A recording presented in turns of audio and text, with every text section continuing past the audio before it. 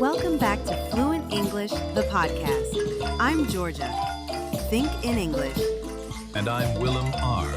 Today's episode is really exciting. Welcome back to the deep dive. We're here again, taking your source material, your research, your notes, and really digging in to find the most potent, actionable knowledge you need right now.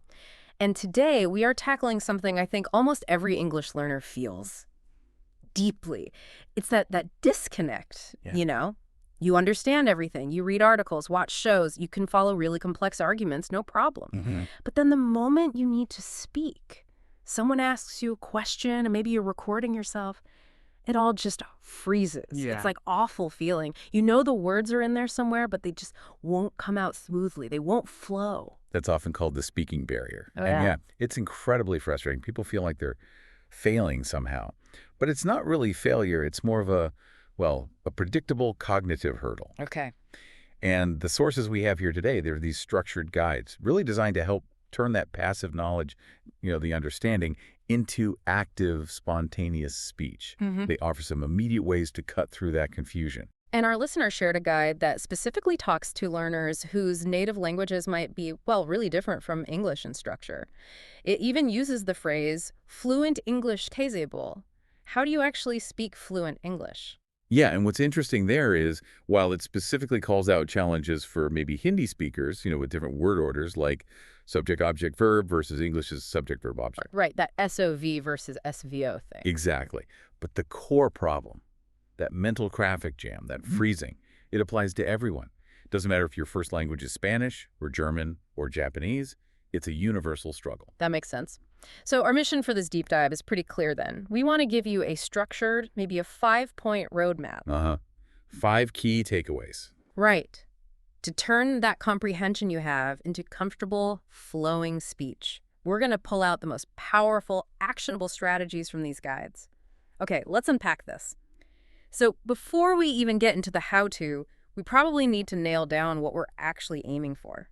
What is fluency? Because I'll admit, I used to think it just meant speaking really, really fast. Yeah, that's super common misconception. Is that idea setting us up to fail? It absolutely is. The sources really emphasize this. Thinking fluency equals speed is, it's dangerous. It sets this impossible standard. Okay. Think about it. You can speak incredibly quickly, but if you're constantly stopping, stumbling, backtracking, correcting yourself every few words, you're fast, sure, but you're not fluent. Right. You're just talking fast with a lot of difficulty. It sounds stressed, not smooth. Exactly. It sounds effortful. So if we ditch the speed metric, what's a better definition? What should we actually be aiming for? What does real fluency look like? The true definition, according to these guides, is speaking smoothly and naturally. It's about the flow. Fluency is more defined by the absence of those long, awkward pauses where you're obviously searching or correcting yourself. Okay, so not speed, but smoothness. Precisely. It's not about words per minute. It's about that seamless transition from your thought to actually saying it out loud, being able to get your idea across without that constant, painful struggle for the right word or the right grammar. I like that distinction. It feels much more achievable. It shifts the focus from anxiety about speed to just comfortable, confident delivery. Maybe like linguistic spontaneity. That's a great way to put it, linguistic spontaneity. Fluency is that state where thoughts just flow easily into words, where the mental process feels more automatic, less manual. Right. And, even the most skilled native speakers pause sometimes.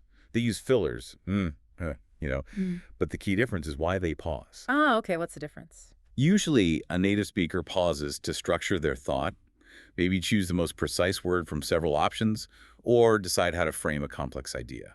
Like deciding between car, automobile, or vehicle, depending on context. Exactly. That's a fluent pause. It's about refining the message. A non-fluent pause, on the other hand, is often that desperate search for a basic word, like just finding the word car itself or trying to remember how to form the past tense. That distinction really helps manage expectations. So the goal isn't some kind of robotic perfection or breakneck speed. Not at all. It's comfortable self-expression that just minimizes those really long silences where you can almost hear the gears grinding, doing that translation work. Right. And what really stands out in these guides is the idea of embracing imperfection. If your goal is flow, you have to prioritize communication, getting your meaning across, over perfect, flawless grammar every single time. So accepting that you can be functionally fluent, communicate effectively, long before your grammar is perfect. Absolutely. Right. That realization is step one. The moment you start speaking without constantly stopping yourself, without that heavy internal editing, regardless of your speed, that's when you're starting to achieve fluency. Okay, so we've got our target. Smooth, natural flow. Communication over perfection. Now let's talk about what gets in the way. That hesitation, the freezing up we mentioned. Where does it actually come from? Yeah, what's causing that block? The sources seem to identify three main culprits, three big barriers that stop learners in their tracks. And the good news is, because these are often habit-based or structural issues, we can actually work on dismantling them. We can build better habits. Okay, good. Where do we start? What's barrier number one? Well, the biggest one, the one that often causes that immediate shutdown, is thinking and translating. We could call it the mental traffic jam. Ah, okay. The mental traffic jam. I think I know this one. Oh, yeah. This is the cognitive beast we really need to tackle. It happens when you think your thought completely in your native language. Right, you formulate the whole sentence in, say, Spanish or Hindi. Exactly. And then you try to translate it, word for word, or maybe phrase by phrase, into English as you speak, simultaneously. And you mentioned earlier, this is especially tough if your native language has a totally different sentence structure. It makes it exponentially harder. Yeah. Imagine trying to say something simple like, I quickly understood why this deep dive is important. In English, that's subject, verb, object. Pretty straightforward. Okay. But if your native language is subject, object, verb, your brain is first building something like, I, this deep dive importance, quickly understood. Wow, okay. So before you even say I, your brain is having to mentally shuffle everything. Find the English words, check the verb tense, make sure the adjectives are in the right place, all while trying to keep the conversation going. That really is a mental traffic jam. No wonder people freeze. By the time you've done all that mental gymnastics, the moment's passed. Completely. The conversation has moved on 3 topics ago. It's a guaranteed flow killer. Your output, your speaking, just can't keep up with that intense processing demand. It sounds exhausting. It is exhausting. That's why many learners feel drained after just a few minutes of trying to speak. You're doing this constant high-speed linguistic conversion in your head. And while you're stuck in that translation traffic jam, the second barrier often kicks in, right? Making things even worse. Uh-huh. Barrier number 2, fear of mistakes, or what the sources call the perfection trap. The perfection trap. Okay, so this is more emotional. Exactly. This is the emotional paralysis that layers on top of the cognitive load. It's that crippling worry that if you do manage to get the words out, but they aren't grammatically perfect. You'll be judged or misunderstood or just sound stupid. Precisely. You worry about judgment, about embarrassment. So this fear forces you to do 3 things at once. Translate, construct the sentence, and meticulously self-edit for perfect grammar before you even open your mouth. That sounds like trying to parallel park perfectly on your first try with a huge crowd watching and judging every move. That's a great analogy. You seize up, you're so focused on avoiding any tiny mistake, any grammatical fender bender, that you just don't move at all. You can't start. You can't start. This internal pressure for flawless output is the complete opposite of the spontaneity needed for flow. The perfection trap makes you hunt for the perfect word, the perfect tense, the perfect idiom. And while you're searching, the conversation just leaves you behind. Vanished. The opportunity's gone. Okay, so we have the cognitive block, the translation habit, and the emotional block, the fear of mistakes, the perfection trap. What's the third barrier the sources highlight?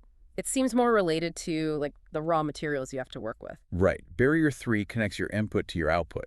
It's lack of listening practice, or we could call it input deficiency. Input deficiency. So not hearing enough English causes problems with speaking it. Absolutely critical. The core idea is, if you don't hear enough natural English, you simply cannot produce natural English. Okay, unpack that a bit. Why is listening so fundamental to speaking flow?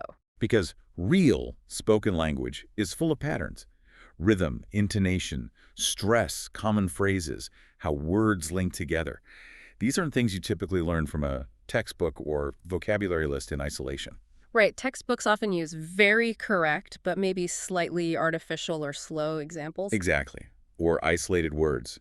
If your main exposure is just that, or maybe very slow, careful classroom dialogues, you miss the music of the language, the natural cadence. The stuff you absorb subconsciously when you listen a lot. Precisely. That stuff gets internalized through listening. So if your mental library of how English sounds in real life is empty or very limited, Then every single sentence you try to make has to be built from scratch, piece by painful piece. you got it. You have to consciously think about every little element, which slows your speech down dramatically. It's like knowing all the musical notes individually but having never heard a melody played smoothly. You can't reproduce the song. So a weak listening foundation means a shaky speaking structure. Always. It forces you into approaching speaking as this very analytical, step-by-step task rather than something intuitive and automatic. To get flow, we need to rewire the brain a bit, make speaking feel more like muscle memory. And muscle memory comes from seeing, or in this case, hearing, patterns repeated over and over. Exactly, and those essential patterns are overwhelmingly delivered through high-quality, natural listening input. Okay, this is making a lot of sense. We understand the villains now. The translation habit, the fear trap, and not enough listening input. So here's where it gets, well, really practical, right? This is the action plan. Moving from just understanding the problem to actually doing something about it. The sources lay out 5 specific, actionable strategies, habits, really, designed to tackle these barriers head on. And these tips are about fundamentally shifting how you interact with English, moving from just passive study to active, real-time use. Let's start with the one aimed squarely at that translation barrier. All right, tip number 1, think in English. Okay, I can almost hear listeners groaning right now. That sounds hard. It is hard, especially at first. No doubt about it. Isn't that just swapping one kind of mental effort for another? How do you actually stop your brain from just defaulting back to your native language, especially when you're, under pressure or tired? That's the key challenge, absolutely. But the sources don't just say, think in English and leave you hanging. They offer a clear, structured way to build up to it, gradually. Okay, how? The goal is to create a direct link in your brain between the concept, let's say the idea of drinking coffee, and the English phrase, I'm having coffee, without your native language acting as a middleman. Bypassing the translation step entirely. Exactly. So how do you start? The guides suggest a kind of tiered approach. Let's call it 3 levels of internal narration. Okay, 3 levels. What's level 1? Level 1, simple object labeling. It's the easiest entry point. As you go about your day, just mentally label things you see in English. Don't worry about full sentences yet. So I look at my desk, I think desk, lamp, computer, mug. That's it. That's it. Keep it simple. You're just building that direct concept to English word connection. This should be pretty passive, just happening in the background as you move around. Okay, that feels manageable. Just associating words. What's level 2? Level 2, action narration. Now you start forming simple sentences about what you are doing right now. This is where those examples from the source come in. I am opening the door, I am making tea, I'm walking to the kitchen. So narrating your own life in very basic SVO sentences? Exactly. Mundane, everyday actions. But the key is you're practicing forming those basic English sentence structures spontaneously in your head, linked directly to the action. You're training your brain to use English syntax actively. Okay, labeling objects, then narrating simple actions. What's level 3? This must be where it gets more complex. Level 3, opinion and reflection. Once labeling and action narration feel a bit more comfortable, maybe less effortful, you start trying to form slightly more complex thoughts internally in English. Like what kind of thoughts? Feelings, plans, reactions, simple opinions. So instead of thinking in your native language, I should probably leave around 7. You try to form the thought directly in English. I should remember to leave by 7. Or maybe you hear something interesting, like on this deep dive, and you think internally, that's an interesting point, or I should try that. Okay, so moving from concrete observation to more abstract thoughts and commentary. Right.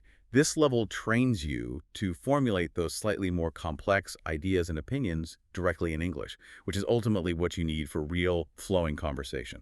So this tiered system, labeling, narrating actions, then internal commentary, it lets you gradually switch your brain's operating system for everyday thoughts without trying to do it all at once, which would be overwhelming. Exactly. You build the habit incrementally. It directly attacks that translation bottleneck by making English the language of your internal world, bit by bit. Okay, that makes sense for tackling translation. What about tip 2? This one seems aimed at that fear and hesitation barrier. It is. And the beauty of this one is you don't need a conversation partner. You don't need a tutor right away. It's simple.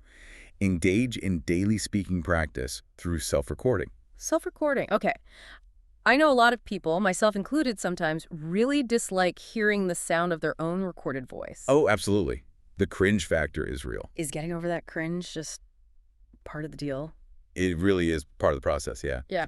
But the sources argue pretty strongly that the benefits of self-recording massively outweigh that temporary discomfort. Okay, so what's the specific action? Record yourself speaking out loud for maybe just 2 minutes every single day. 2 minutes a day on any topic. Any topic at all. It doesn't matter what you talk about. Describe your day, talk about a hobby, summarize an article you read, complain about the weather. The topic is irrelevant. What matters is the consistency, the act of producing speech. Yes.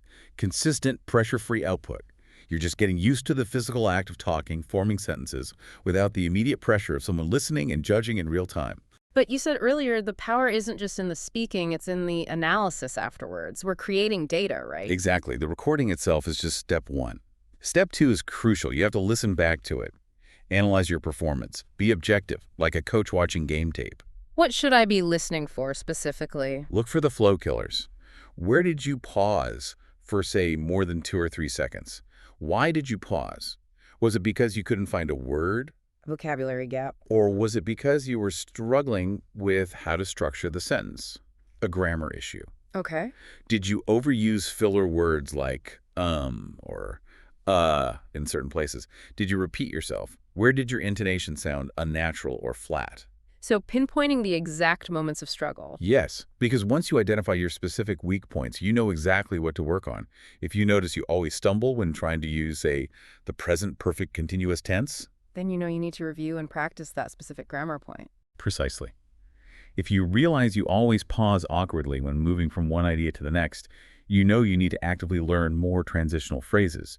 Things like furthermore, or on the other hand, or another key point is. Ah, okay. So it turns vague practice into really focused, targeted improvement. The recording is the diagnostic tool. Exactly. 2 minutes of output, maybe 5 minutes of focused listening and analysis. You're essentially becoming your own personalized language coach, identifying exactly where the friction is. All right, thinking in English tackles translation. Self-recording tackles hesitation and gives feedback. What's tip 3? This seems to connect to that third barrier, the lack of natural input or modeling. It does. This one is all about internalizing the sound and rhythm of natural English. It's the shadowing technique. Shadowing. Okay, I've definitely heard of this one, but I suspect many people, maybe like me, just think of it as simple repetition, like just parroting words. Is there more to it? There's much more to it.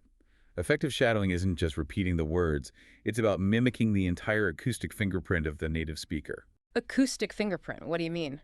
I mean everything. The rhythm, the pitch, the intonation patterns, the stress on certain words, the way words link together smoothly. You're trying to replicate the sound and music of the speech, not just the vocabulary. Okay, so how do you do it properly? You take a short audio clip. Could be from a podcast, an audiobook, maybe a scene from a movie or TV show where someone is speaking clearly. Okay, short and clear. Yes. Play just one sentence or even just a short phrase. Pause the audio immediately. And then you repeat that exact phrase out loud, trying your absolute best to match the original speakers. Well, everything. The tone, the speed, the ups and downs in their voice. Exactly. The exact same stress, the exact same rhythm. You're essentially trying to overlay your voice perfectly onto theirs, trying to sound exactly like them for that brief moment. Why is matching the speed and intonations so important? More important than just saying the words correctly. Because fluent natural speech relies heavily on what we could call mouth muscle memory. Native speakers don't consciously decide where to put the stress in a sentence or when to link words like saying gonna instead of going to. It's automatic. It's automatic. These are deeply ingrained motor patterns. When you shadow correctly, you are physically training your mouth, your tongue, your jaw, your entire vocal apparatus to execute those natural English sounds and rhythms. You're building the muscle memory for speaking English. Precisely. You're connecting the sound you hear, the input, directly to the physical movements needed to produce that sound, the output. This helps bypass that slow, analytical part of your brain that's trying to calculate grammar rules while you speak. It makes the physical act of speaking more automatic. Yes, it builds the neural pathways needed for that quick-flowing, natural-sounding speech. It directly addresses that lack of internalized patterns we talked about. That makes a lot of sense. Fluency is physical too, not just mental. Okay, let's move to tip 4. This one sounds like a real efficiency booster, maybe reducing some of that mental load we discussed. It's build phrases. not just words. Yes, this is a huge one for reducing cognitive load during speech. It's a fundamental shift away from how many people traditionally learn vocabulary. Which is usually just lists of single words, right? Like important, however, because. Exactly. Memorizing isolated words. Tip 4 says, stop doing that primarily. Instead, focus on learning and memorizing common useful phrases or chunks of language where those words naturally occur. Chunks. Okay, so instead of just learning important, learn. Learn, it's important to remember that, or one important factor is, instead of just because, learn, that's mainly because, or the reason for this is because. Okay, I see.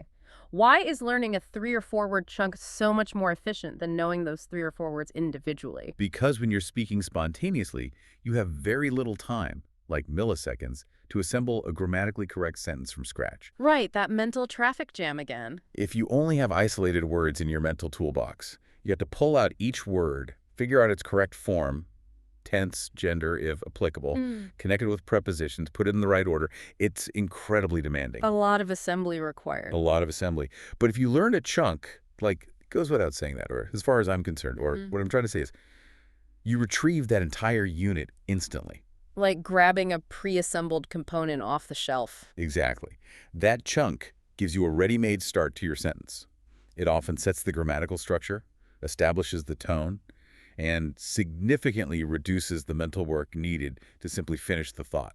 So instead of building the whole car from individual nuts and bolts every time you want to drive, you're grabbing a pre-built engine and chassis and just adding the final touches. That's a perfect analogy. You're automating large parts of the sentence construction process. What kind of chunks are most valuable? Where should learners focus their attention?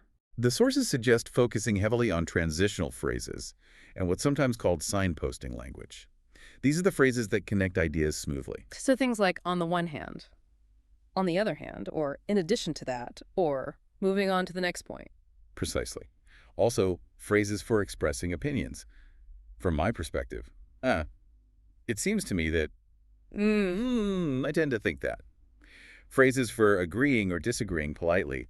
I see your point, but, I agree up to a point, however. These are like conversational glue. They really are. They're high-frequency, low-effort building blocks that make your speech sound much more coherent and fluent almost instantly. By learning and practicing these chunks, you automate how you begin sentences and link ideas, which are often the points where hesitant speakers get stuck the most. Okay, this is all incredibly practical. Thinking in English, recording yourself, shadowing, learning chunks. What's the final tip? Tip 5. This one sounds a bit surprising, maybe even counterintuitive if your main goal is to speak more. It's listen more than you speak. It does sound counterintuitive at first glance, doesn't it? If I want to talk better, shouldn't I just practice talking more and more? Right. Why is listening presented as such a key strategy for improving speaking? Because, as the sources emphasize, listening is the absolute non-negotiable foundation upon which speaking fluency is built. Speaking is an output skill, yes, but its quality is entirely dependent on the quality and quantity of your input. So if I only focus on output, on trying to speak without constantly refueling with input, You'll eventually run out of fuel. Or rather, you'll run out of the necessary models and patterns your brain needs to produce natural-sounding speech. You starve the system. so paradoxically, to get better at talking, I should actually spend more time just listening, passively consuming English. Yes, in a way. The logic is straightforward. The more natural, authentic English you expose your ears to, whether it's through podcasts like this, movies, audiobooks, conversations, if you have access, the richer and more accurate your subconscious model of the language becomes. That internal library of sounds and patterns we talked about earlier. Exactly. Listening constantly feeds that library. It provides the raw material that the shadowing technique helps you practice physically. It gives you exposure to the very chunks and phrases that Tip 4 says you should learn. It all connects back to input. It's like you can't expect to write beautiful music if you never listen to music. Perfect analogy. Or think about how babies learn their first language. There's a huge period of just listening, absorbing, processing sounds, rhythms, meanings, sentence structures, long before they utter their first understandable word, let alone a full sentence. Right, the silent period. They listen for months, even years. That listening bank has to be incredibly full before the speaking withdrawal can happen smoothly and reliably. Wow, okay. That really reframes things. So consistent listening isn't just a nice to have, it's not supplementary. It's actually the primary fuel source for speaking development. It's the bedrock. Yeah. If you skip your daily listening practice, you are actively undermining your future speaking ability. So what does this mean practically? How do you listen more? It means making listening a deliberate, non-negotiable part of your daily routine. Find materials you genuinely enjoy. That's key for consistency. So podcasts on topics you like, audiobooks, maybe even just having English language news or music on in the background. All of the above. Mm. Make use of dead time commuting, doing chores, cooking, exercising. Even if you don't live in an English-speaking environment, you can create your own immersion bubble through audio. Constant exposure. Constant, varied exposure. It ensures your brain is always passively absorbing the rhythm, the intonation, the common phrases, the music of the language. It's laying the foundation layer by layer. Okay, these 5 tips are fantastic. Think in English, self-record daily, shadow native speakers, learn phrases, listen constantly. But let's be honest, implementing all 5 of these as new habits, that's a significant commitment. It absolutely is. It requires effort and dedication. And I imagine it's easy for learners to get discouraged, right? Especially if they're hoping for instant results, fluency in a few weeks. That's a major reason why people give up. They expect overnight transformation, and language learning just doesn't work that way. This is where managing expectations becomes crucial. How do the sources suggest we approach this? How do we maintain motivation when progress might feel slow initially? They consistently use the fitness analogy. Think of fluency like getting physically fit. Okay. You don't go to the gym once and expect to be super strong the next day. Exactly. Yeah. You don't wake up with six-pack abs after one workout. And you don't wake up with fluent linguistic muscles after one day of thinking in English or one shadowing session. It takes time, consistent effort over time. Right. Fluency is built through that consistent, sustained effort. You're literally rewiring parts of your brain, building new neural pathways to bypass that slow translation process and access English directly. That's a biological change, and it requires regular stimulus. So consistency beats intensity. Absolutely. The sources strongly suggest aiming for maybe 20-30 minutes of focused, consistent practice, incorporating these tips every day, rather than trying to cram 4 hours of study into one day a week. Little and often. Little and often is the key. And the good news is the guides offer a really encouraging timeline. They're not promising miracles in a week, but they do state that learners who stick with consistent daily practice using these kinds of techniques will see a huge noticeable difference in their fluency and flow within, well, typically 3 to 6 months. 3 to 6 months.